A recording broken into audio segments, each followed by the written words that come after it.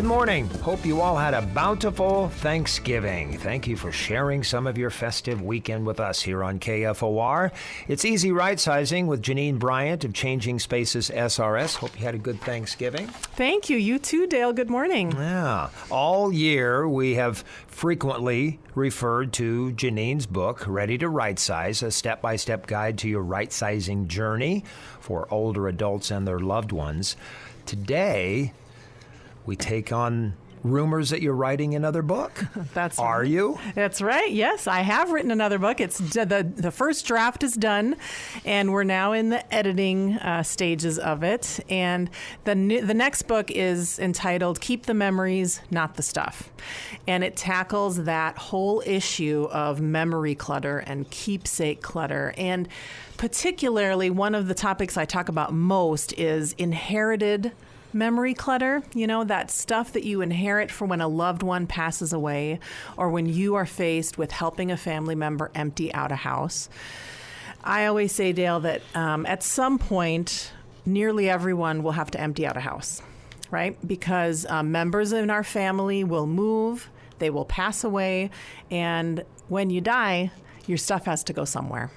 And so the family that you leave behind will be faced with dealing with it. And at the same time that they are mourning the loss of a loved one, they're also faced with, what do I do with all this stuff? And because they're in the throes of grief, and I understand, I've been there, the tendency is to box it all up and keep a lot of it, because you miss the person that's gone, and you feel that the attachment to this stuff is in some way an attachment to that person, and so they want to box it all up and keep it, bring it to their place, or they just need to empty the house out quickly because the house has to be sold, or if it's a rental, you need to stop paying rent on it, and you can't do that until it's empty.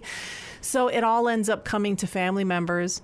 And then it starts to become heavy, and it starts to become this overwhelming mountain of stuff that you're not really sure what to deal with. So even a couple years ago when I was writing my first book, Ready to Rightsize, I knew that this topic of memory clutter and keepsake clutter was one that I was going to have to tackle, because I think that it's something that people of any age really deal with. My first book, Ready to Rightsize, is really faced at adults maybe 65 and older who are thinking about it, maybe in that last chapter of their life, and they're thinking about downsizing and moving to a smaller home. This book is about anyone who struggles with memory clutter and has things in their lives that they feel attached to because it reminds them of someone who's gone. And I think most of us can relate to that. Mm-hmm. A statement that I remember asking myself in my mind, I said, if he saved it, it was my dad. If he saved it, it must have been important. Oh, so that led me to put it in a box. I know. You're so right, Dale. I know. And I have felt that same thing, too. But here's what you need to think about. Okay, if he saved it, it must have been important to him. Mm-hmm. Then there comes a time when you have to ask yourself, okay, it was important to him, but is it important to you? Because he's gone. Mm-hmm. And so if there were items that were important to a family member who's passed away, that's one thing, but you should only keep them if they have now become important to you. And there's a few different ways that happens. And one of the ways that happens is if your family member shared stories about that item, if you had experiences with those items. So an example might be his fly fishing poles. Okay, if you guys went fly fishing a lot, then those things were important to him, and they're important to you because you participated in it. One example from my own family might be a set of crystal dishes. Okay, maybe they were very important to my grandmother, but they sat in a curio cabinet, and we never really used them, and my grandmother never really talked about them. And so even though they were important to my grandmother, and my grandmother has passed away, and my grandmother was important to me, that doesn't mean that crystal collection has to be important to me. One of the things I talk about in this book a lot is that stuff does not equal memories. right? And stuff doesn't hold memories. People hold memories. And stuff and memories and love are not the same thing. So even if you choose not to keep something that was important to a loved one, it in no way signifies how much you loved them or how much you miss them. So all of this, I mean, I just think it's such a fascinating topic, which is why I was excited to write the book. All of this stuff gets very jumbled up. It's grief, it's memories, it's emotions, it's clutter. And I say in the book, you know, this is not a book about grief. Excuse me. This is not a book about grief, but so much of the time our attachment to stuff is wrapped up in our grief. You know, we will all lose loved ones throughout our lifetime, and we're all going to have to learn how to process those emotions and deal with that grief in some way. And I think by going through their stuff, I really do think it's part of the mourning process. You bring that up in chapter 5, letting go without the guilt. Yes, absolutely. In this book, I try to share some of my own personal experiences, but also give practical tips for how you can let go without the guilt. Because I think that so much of the time when we keep our keepsakes, this inherited clutter, this memory clutter, we are keeping it out of guilt, just like what you said, Dale. Well, my dad really thought this was important, so I guess I'd better keep it. You would feel guilty if you got rid of it. And so I try to walk through that process and help people understand how they can let go without the guilt. And it's really, I mean, I do give lots of practical, you know me, I'm a practical tip giver, okay? I'm always about like, what are the practical steps for how to get rid of things? But it's also a book that helps you reframe your thinking on this topic, because that's really how you're going to make the shift, is what if you change your thinking on what memory clutter is and how your feelings of grief are attached to this stuff. You have another chapter in your book that also addresses an issue too, and that is if you are going to keep it, keep it in good shape. So much of what we have is old, and if we don't work to preserve it, put it in a box by itself rather than a box of other stuff, so that when it gets jumbled, it doesn't break. Preserve it. If it's important enough to keep, it's important enough to preserve. Absolutely. If you're going to keep it well. And so I discuss different ways that you can do that. But you're so right, Dale. There's no sense in keeping something from a parent or a grandparent who's passed away if it's just going to be in a dusty box in your basement. That is not honoring that item, and it's not honoring your loved one. So if something that you choose to keep was important to your loved one and it's important to you, then let's put it in a place of honor. And so that, I've said this tip before, but that comes back to my idea of keeping things that you can use or display.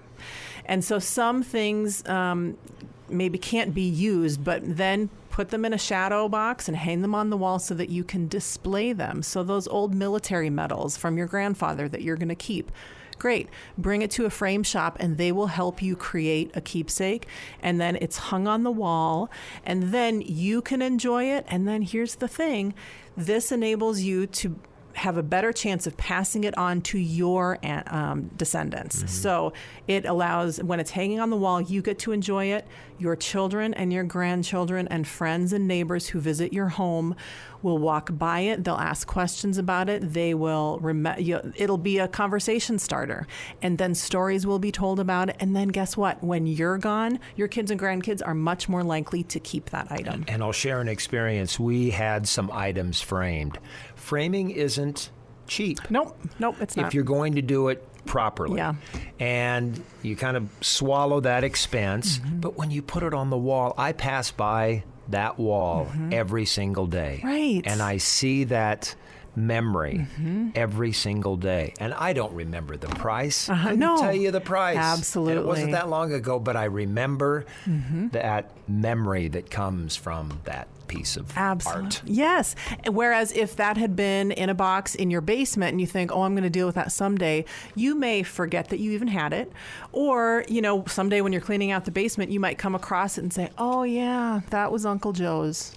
Well, what's the point of keeping that, right? So if it really means something to you, then prove it. Keep it well. That's my challenge. Grandma's recipes, they were folded up. We managed to flatten them down, take the folds out, and had they remained in a box, yes, the folds would be there forever and ever and ever. Right, absolutely. And so those are the kinds of things where you can preserve it. You can scan them, you can laminate them, I've even seen people frame Grandma's old recipes, in her handwriting, and hang it in their kitchen.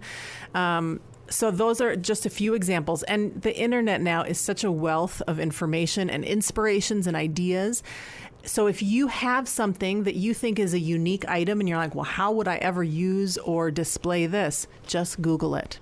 Getting on Pinterest or getting on Etsy. You don't necessarily have to be crafty. You can pay someone else to be crafty for you. And let's say you want to make a quilt out of your father's ties. You don't have to do that yourself. You can hire someone else to do it. And you find all of that on the internet. That is a great idea. My daughter-in-law has done that with her two girls, my granddaughters, T-shirts. Oh, yeah. And pajamas. Yep. And other clothing, pieces of clothing. And they each now have quilts made out of those. One of my favorites that I've seen is, Grandpa's shirts. My grandpa's always wore those snap-up, farm shirts, with two pockets. And there are seamstresses out there who will make those shirts into a pillow. And how great is that, Nice. To have Grandpa's shirt right there as a pillow. Did you always intend to write a second book?